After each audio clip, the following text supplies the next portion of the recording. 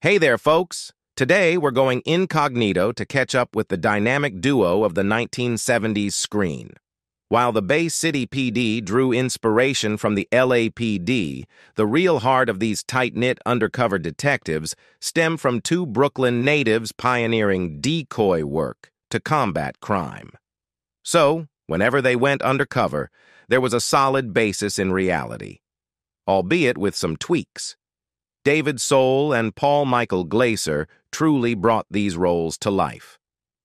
With a blend of thrilling drama and hilarious antics, the Starsky and Hutch crew took us on an exhilarating journey every week, both figuratively and literally, cruising in that iconic striped tomato Gran Torino. Antonio Fargas as Huggy Bear. Prior to his breakthrough role as Huggy Bear on Starsky and Hutch, Antonio Fargas had been active in a film category that might be sensitive to discuss nowadays: black exploitation. As per IMDb, he had roles in a couple of such movies, including Foxy Brown, which could be remembered as one of the pivotal films in the genre, before gaining recognition for his portrayal of the jive-talking character akin to a pimp who acted as an undercover informant on the popular TV series. Following Starsky and Hutch, Fargas's career remained vibrant. He continued his TV endeavors, featuring on All My Children for a period during the 1980s. When nostalgia resurfaced in the late 1980s, Fargas embraced self-parody and starred in two comedic spoofs of the black exploitation genre: 1988's I'm Gonna Get You Sucker and the Wayans brothers' satire of the hood culture, 1996 Don't Be a Menace. Fargas has sustained his involvement in television and cinema, albeit with sporadic credits, a couple per year, and often in low-profile projects. Fargas's son, Justin Fargas, an alumnus of the University of Southern California, pursued a career in the NFL, playing 7 seasons for the Oakland Raiders and accumulating over 3,000 rushing yards. Fargas's daughter-in-law is Nikki Caldwell, the head of the Las Vegas Aces in the WNBA. Paul Michael Glaser as Dave Starsky. Paul Michael Glaser had accumulated a series of stage, film, and TV accomplishments by the time he was chosen for Starsky and Hutch. However, he wasn't content with his role on the show and was open about his desire to terminate his contract.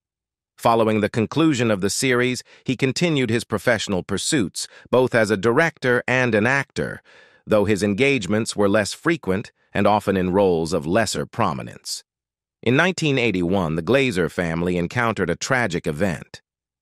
According to the LA Times, Glaser's then-spouse, Elizabeth, required a blood transfusion during childbirth. This occurred during the early stages of the AIDS epidemic, when the modes of HIV transmission were not fully comprehended. Consequently, Elizabeth received blood contaminated with HIV. She unknowingly transmitted the virus to her offspring through breastfeeding. Sadly, the couple's daughter, Elizabeth, succumbed to AIDS shortly before her 7th birthday, while Elizabeth herself passed away from the illness several years later.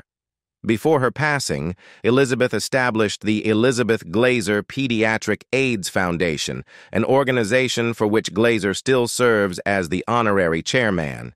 Glaser later wed Tracy Barone, who legally adopted Jake, then 10 years old. Together, they welcomed a daughter named Zoe.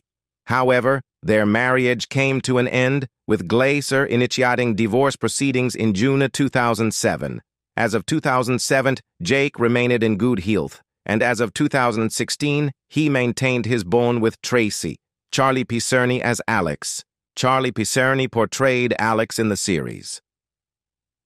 Born in Corona, Queens, New York, Charlie Picerni was the 4th child among 5 born to Italian parents. After completing high school, he engaged in various occupations, including working in construction on skyscrapers in Manhattan. Marrying his childhood sweetheart, Marie, at a young age, he became a father within a year of their marriage and opted to shift away from construction work, setting his sights on Hollywood. His sibling, Paul Picerni, was an actor on the popular TV series The Untouchables, 1959, during that era. Charlie began his career as a stand-in, an extra, and ventured into stunt double work. Captivated by this field, he relocated his family to California, where he thrived as a stuntman before advancing to coordinating stunts for television shows. Charlie also pursued acting roles in numerous television and film productions throughout his professional journey. Aspiring to enhance his career as a director, he enrolled in the master class at the Beverly Hills Playhouse for 2 years. In 2007, he helmed, produced, and co-wrote the feature film 3 Days to Vegas, 2007, featuring Peter Falk, Rip Torn, and George Segal. In 2010, Charlie directed Ayn Rand's play Night of January 16th at the Odyssey Theater, receiving enthusiastic acclaim. While maintaining his involvement across all facets of the film industry, he is actively developing and scripting his own project titled Spaghetti Park, which he will oversee as producer and director. Bernie Hamilton as Capt. Harold Doby. A competent detective force requires a capable leader at its helm. Fortunately, Bay City was overseen by the stern and frequently irritable Captain Doby, a dedicated professional who knew how to prepare a satisfying meal. Despite his no-nonsense demeanor, his true identity as a devoted family man always managed to shine through, especially in his interactions with his 2 comical detectives. As a native Californian, Bernie defied stereotypes for African Americans, establishing himself as a formidable talent. His cinematic debut occurred in 1950, portraying Ernie in the Jackie Robinson story alongside the legendary Jackie Robinson himself. Bernie subsequently made waves with his role in One Potato, Two Potato, a groundbreaking film addressing racial injustice, in which he was cast opposite a white spouse, predating the more renowned Guess Who's Coming to Dinner. Initially envisioned for a white actor, the role of Captain Doby ultimately went to Bernie, upon the recommendation of producers Aaron Spelling and Leonard Goldberg, who remembered Bernie from a previous police role. Consequently, Bernie secured the part without the need for a screen test. His final acting appearance occurred in an episode of The Love Boat in 1985, coinciding with his transition to other pursuits. Bernie's sibling, prominent jazz drummer Chico Hamilton, shared his passion for music. Inspired by this shared interest, Bernie, now an actor-turned-musician, founded the record label Chocolate Snowman, where he both produced and performed on the album Captain Doby Sings the Blues. He continued to produce R&B and gospel albums for several decades. Following a groundbreaking career, Bernie Hamilton passed away in 2008 at the age of 80 due to cardiac arrest. LaWanda Page as Mrs. Swader. LaWanda Page portrayed Mrs. Swader. Page embarked on her entertainment career at the age of 15 in St. Louis, where she mastered the art of fire dancing. Her repertoire of skills included fire swallowing, igniting matches and cigarettes with her fingertips, and traversing flames. Although she experienced frequent burns in her early days, they were never severe. Nonetheless, she expressed her willingness to endure such risks, stating that, "If I had to endure burns to earn a living, I was prepared to do so as the Bronze Goddess of Fire, or LaWanda the Flame Goddess, entertaining audiences in intimate St. Louis nightclubs." Page had been delivering her comedic routines in St. Louis and Los Angeles nightclubs for numerous years. Initially intending to retire from the entertainment industry to care for her ailing mother in St. Louis, a phone call from Red Fox in 1972 altered Page's plans. Earlier that year, the sitcom Sanford and Son, featuring Fox as Fred Sanford, debuted on NBC. Known for his generosity, Fox introduced Page, his childhood friend, to one of the show's producers, who was already acquainted with Page and her performances. Page was married and widowed thrice. She wed her first spouse, John Peel, in 1934 at the age of 14. By the time of his passing when she was 19, they had a son, who passed away in infancy in 1935, and a daughter, Clara. Page passed away from a heart attack due to complications from diabetes on September 14, 2002, at the age of 81. She was laid to rest in an outdoor mausoleum at Inglewood Park Cemetery in Inglewood, California. Page's daughter, the evangelist Clara Estella Roberta Johnson, passed away on June 4, 2006, in Los Angeles, California, at the age of 69. Lynn Marta as Helen Carnahan. Lynn Marta portrayed Helen Carnahan in the series. Marta's inaugural appearance on screen occurred in 1966, featuring in an episode of the sitcom Gidget. She held a regular spot on the syndicated variety show The Lloyd Thaxton Show and the anthology series Love, American Style, 1969-1974. Her career primarily comprised guest roles on episodic television, often making recurring appearances on various shows portraying different characters. Born in Somerville, New Jersey, on October 30, 1945, Marta was one of two daughters born to Giorgio Marta, a first-generation Italian-American, and his wife, Ruth. In 1983, People magazine reported that Marta and actor David Soul maintained an open relationship. The publication elucidated, throughout the Starsky and Hutch years, David and Lynn cohabited but pursued relationships with other individuals. Marta was a first-hand witness to the tragic murder of actress Rebecca Schaeffer in 1989. Marta passed away from cancer in Los Angeles on January 11, 2024, at the age of 78. Darryl Zwerling as Mr. Thistleman. Darryl Zwerling portrayed Mr. Thistleman in the series. His most renowned character was Hollis Mulray, the unfortunate Water Authority Commissioner, the spouse of Faye Dunaway's character, in Roman Polanski's Chinatown. In 1973, he depicted Mr. Charney, a voiceover applicant with laryngitis at WJM-TV, in the fourth season episode, The Lou and Edie Story, on The Mary Tyler Moore Show. He was born in Pittsburgh, Pennsylvania, to Erwin and Esther Zwerling, Jewish immigrants from Austria and Romania, respectively, and had an older sibling, a sister named Bernice. Zwerling passed away in Hollywood, California, on April 11, 2014, at the age of 85, due to undisclosed reasons. His demise was not publicly revealed until September 16, 2014, by the Juilliard School in New York. Suzanne Summers as Jane Hutton. Suzanne Summers portrayed Jane Hutton. Summers initiated her acting career with minor roles in the late 1960s and early 1970s. She made appearances on various talk shows to promote her collection of poetry and small film roles, such as portraying the blonde in The White Thunderbird in American Graffiti. This led to invitations to The Tonight Show, starring Johnny Carson. Following unsuccessful performances by actresses Suzanne Zenor and Susan Lanier in the initial two pilot episodes of the ABC sitcom Three's Company, adapted from the British sitcom Man About the House, Summers was recommended by ABC president Fred Silverman, who had observed her during her first appearance on The Tonight Show, starring Johnny Carson. Silverman enlisted her services the day before filming began for the third and final pilot. Summers portrayed Christmas Chrissy Snow, a character embodying many blonde stereotypes and working as an office secretary. Initially, Summers earned $3,500 weekly from the show.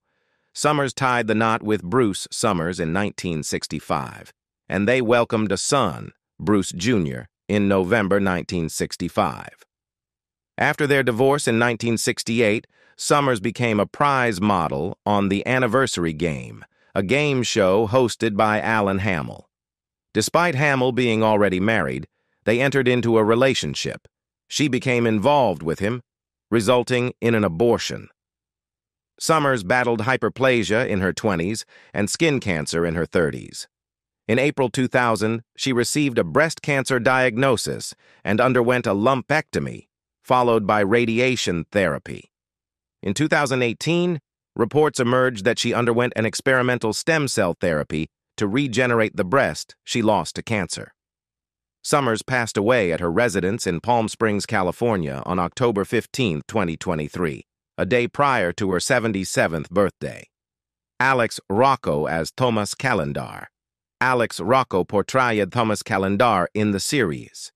In January 1960, Petricone was among 28 individuals indicted by a Middlesex County grand jury in a gambling case, and in September 1961 he was apprehended alongside James McLean and others on charges linked to an assault on the proprietor of a diner in Somerville, as well as the destruction of his establishment the previous August. In 1972, Rocco assumed the role of Moe Green, a casino owner in Las Vegas, in Coppola's The Godfather. Green's character epitomizes the top Jewish mobster in Las Vegas.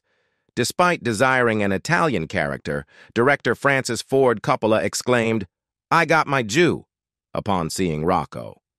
Concurrently, Rocco revisited the Boston region to portray a bank robber in the film The Friends of Eddie Coyle. Following his relocation to Los Angeles, Rocco embraced the Baha'i faith, featuring in various productions associated with the religion over the years. He expressed gratitude to Baha'u'llah, the prophet founder of the Baha'i faith, in his acceptance speech upon receiving an Emmy Award. His initial marriage was to Grace Petricone, and they welcomed a daughter, Mary Ann. Rocco wed Shannon Wilcox on October 15, 2005. Alex Rocco passed away on July 18, 2015, due to pancreatic cancer at his residence in Studio City at the age of 79. Ken Kercheval as Deputy D.A. Claiborne. Ken Kercheval portrayed Deputy D.A. Claiborne in the series. Kercheval landed his initial television role, depicting Dr. Nick Hunter #1 on Search for Tomorrow in 1966. His subsequent appearances in soap operas included The Secret Storm and How to Survive a Mariage. His cinematic endeavors encompassed The 7-Up's alongside Roy Scheider and Tony Lobianco, as well as F.I.S.T. In 1976, he featured in 2 episodes of The Addams Chronicles as James Madison. In 1985, Kercheval joined forces with the Old Capitol Popcorn Company as a partner.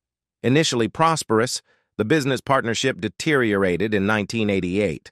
Financial difficulties and interpersonal conflicts culminated in a tragic incident on the Dallas set in 1989, involving an armed outburst and suicide by one of the partners.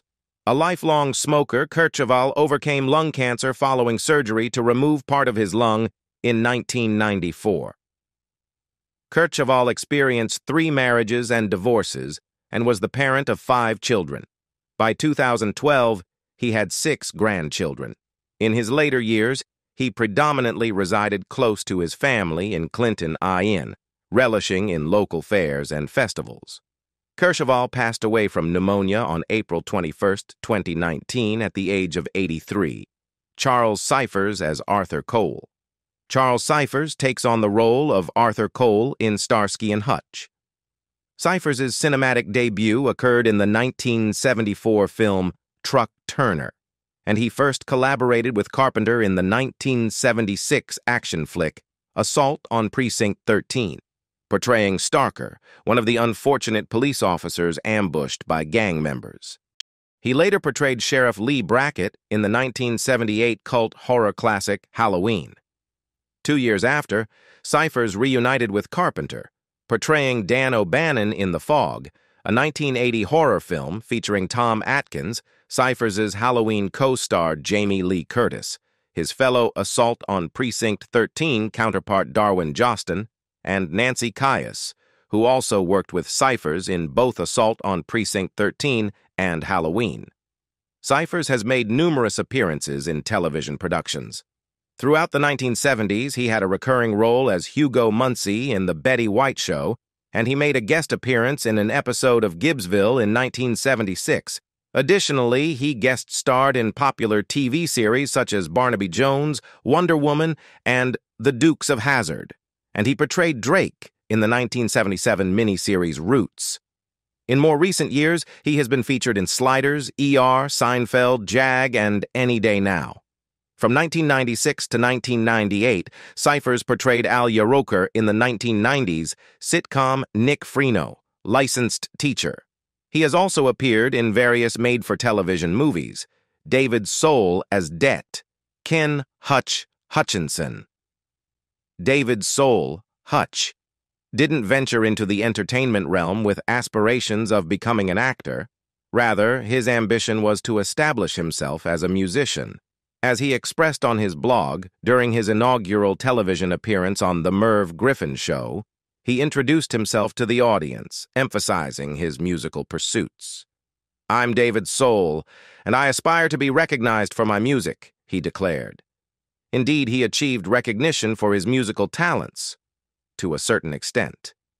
While Starsky and Hutch was still in the limelight, Soul released several singles, some of which attained success on both US and UK charts. Following the conclusion of the iconic show, Soul continued to prioritize his musical career, embarking on global tours while simultaneously making occasional television guest appearances, as indicated by IMDb. In the 1990s, the actor, born in Chicago, made the decision to pursue opportunities across the Atlantic and ventured to the UK to establish himself in the London theater scene, as detailed by BBC News. According to The Independent, Soul even acquired British citizenship. Soul passed away on January 4th at the age of 80, as reported by ABC News. The subsequent day, his wife, Helen Snell, issued a statement addressing his demise. "David Soul, cherished husband, father, grandfather, and brother, departed this world after a courageous struggle for life, surrounded by loved ones," she penned. "He graced the world with numerous extraordinary talents as an actor, singer, storyteller, creative artist, and cherished friend. His infectious smile, laughter, and zest for life will forever remain in the hearts of those he touched." From David Soul's musical endeavors to Antonio Fargas's iconic portrayal of Huggy Bear, each actor left an indelible mark on television history. However, the passing of each cast member serves as a somber reminder of the fragility of life. Though they may no longer be with us, their performances and contributions to entertainment will continue to be cherished by fans around the world. Let us take a moment to honor their memories and celebrate the joy they brought to audiences during their time on Starsky and Hutch. Rest in peace, beloved cast members.